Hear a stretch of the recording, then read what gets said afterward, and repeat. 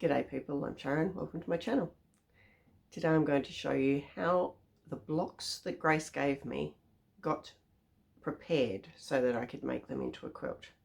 I don't actually have any parts of Grace's quilt left anymore, they've all gone back to her and her family, but I can use some other things to show you what I mean. I've got a machine embroidery block here that I did years ago.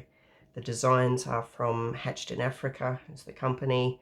The set was called Apricot Blush. I just didn't do it in apricot.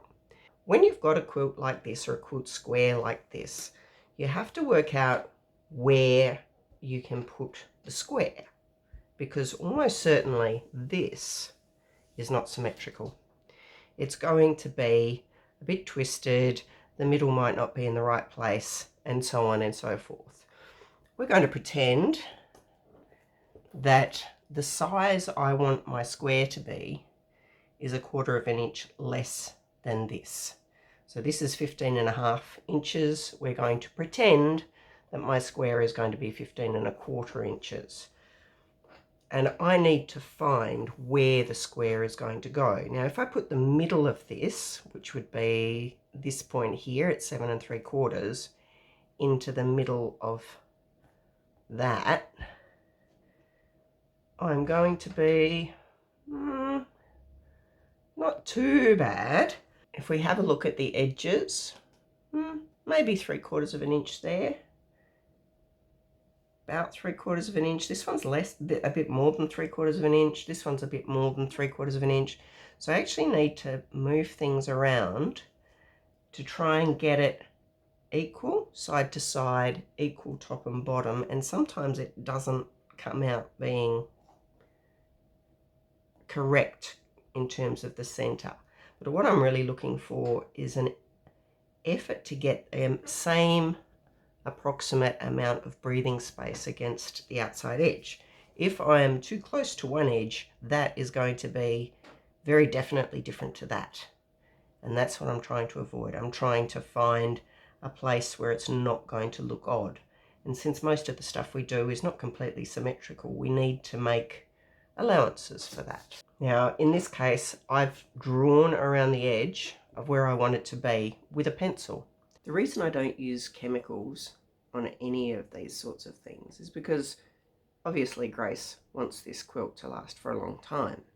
I've had experience with quilting older quilts for people, and there have been occasions when there are particular fabric colours that every time I get to them, the fabric just shatters. And I can only imagine the reason for that is that there's something either in the dye or the mordant which has affected the fabric and made it more fragile. So the reason I'm not going to use any other chemicals on this, because Grace hasn't, and I'm not going to potentially put something on her quilt that is going to shorten its life. I've drawn around the edge where I want that to be, and my aim is to actually do my joins so in such a way that what covers the joins is going to be inside that, so the pencil mark's never going to be seen anyway. I drew those lines out and went past the corners in each case. I needed to try and make sure that I was going to have at least 1/4 of an inch beyond that edge, just so that I knew what was going on.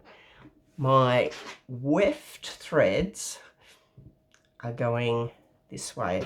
When I sew these squares to a backing, I want to match the warp on the front with the warp on the back. It definitely helps to make things easier for me if I do that.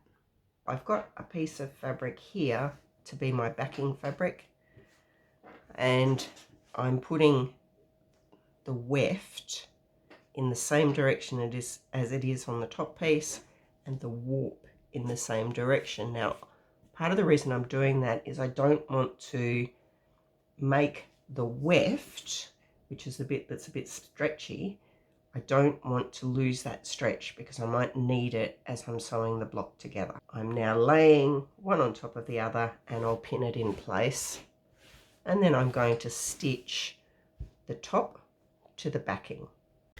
I'm going to begin by stitching with a 3mm or 3.0 length straight stitch, and I'm just going to work my way along this line.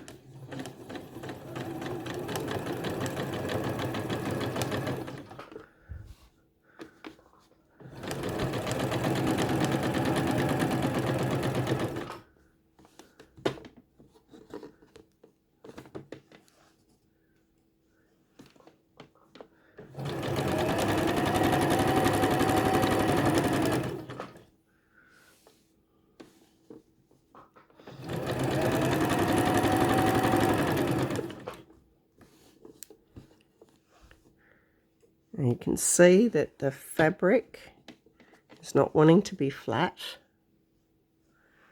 It's stretched, and that's in no small part because this has got a lot of embroidery on it, so doing the embroidery has stretched it.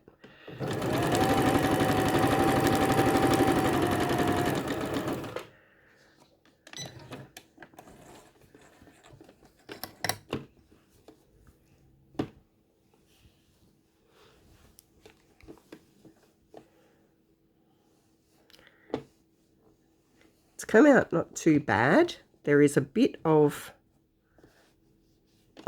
space where the fabric has sort of gathered in a little bit on the back, and the reason it does that is that the thing that's trying to move the fabric along are the feed dogs, and they're grabbing hold of this backing fabric and shifting it, but they can't necessarily grab hold of the wadding and the top fabric. In fact, they certainly can't.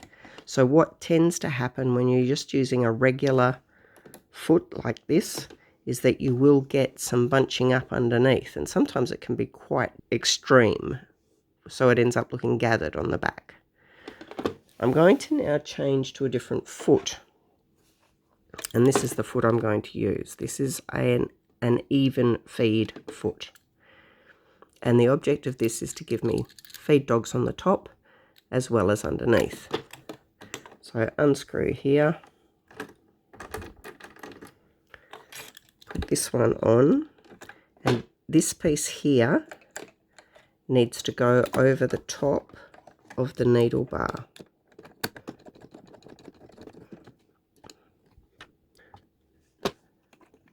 I'm going to do the other side. This, when it goes up and down, when the needle bar goes up and down, is going to make these top feet move. And if you are having a big problem with the fabric on the back getting scrunched up, an even feed foot will help. At the moment, I'm doing the other warp thread, or the other stitch line that's got the warp thread on it. As I sew, you'll see these pieces moving. So they bounce up and down.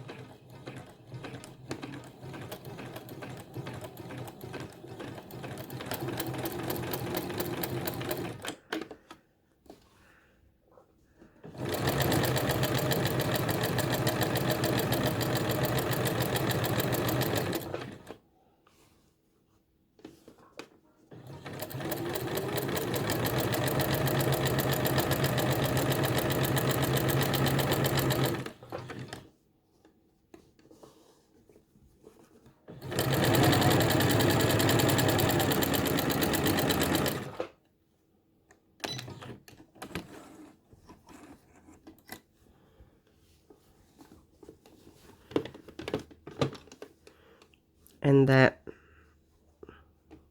sort of bunching up thing just happens so much less when you're using one of these. I didn't change anything else in the way the machine was working. I didn't change the stitch length or anything else, but it has made that stitching much better.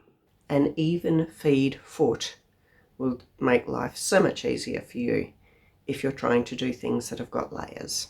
Most sewing machines do have a version of an even feed foot.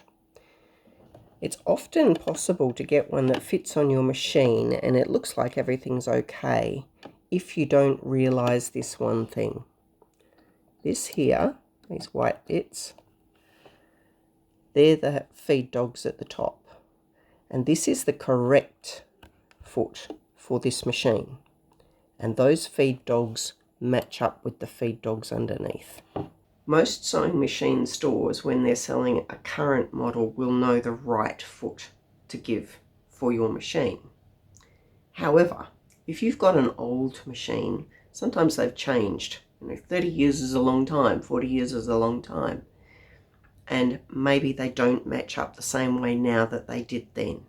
So, especially if you've got an older machine, try and take it to the store with you, and that way you can have a look and see that those top feed teeth do actually match up with the ones underneath, because it will make a big difference to how well that even feed foot operates on your machine. So I'm going to show you the weft here, and the reason I want this to be the weft thread after I've sewn the two warp threads is because this one will stretch, and I should be able to get both the top and the bottom even by just stretching them.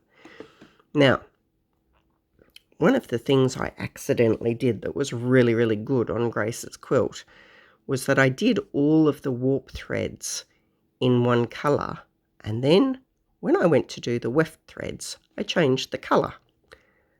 Not hugely, but enough that it's visible to tell the difference. And that meant when the time came for me to work out where all the squares were going to be, it was very easy to work out that all the ones with the light threads all had to go in the same direction, and all the dark threads had to go in the other direction.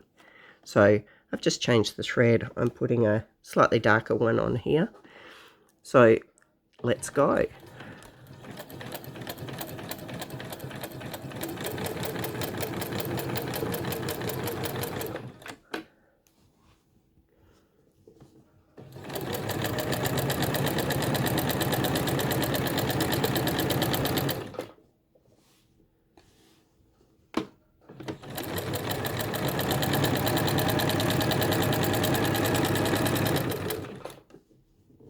Can you see I'm getting to a point the top is longer than underneath. That's why I've got that bubble happening.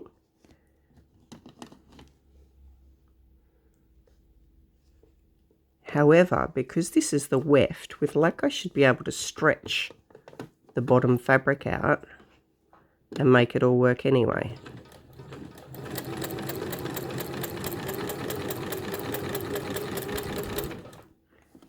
So by doing that, I didn't end up with a little crease here or on the back. So using the fact that the weft threads are a bit stretchy enabled me to not get creases front or back.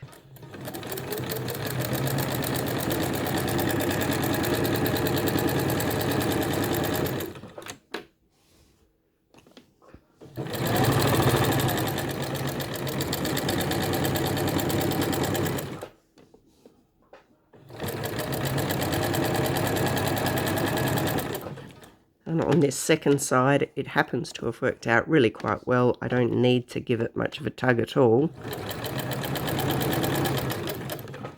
And I don't have those creases top or bottom.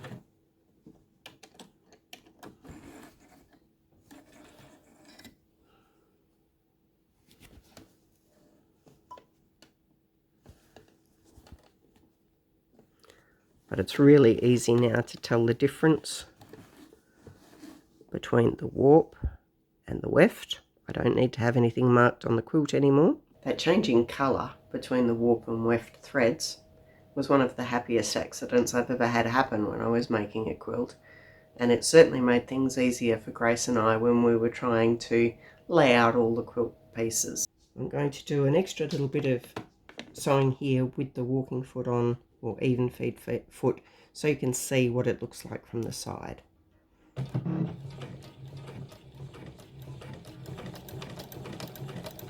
So those top feed dogs are grabbing hold of the fabric and moving it along. By this stage I'd spent quite a bit of time on Grace's quilt.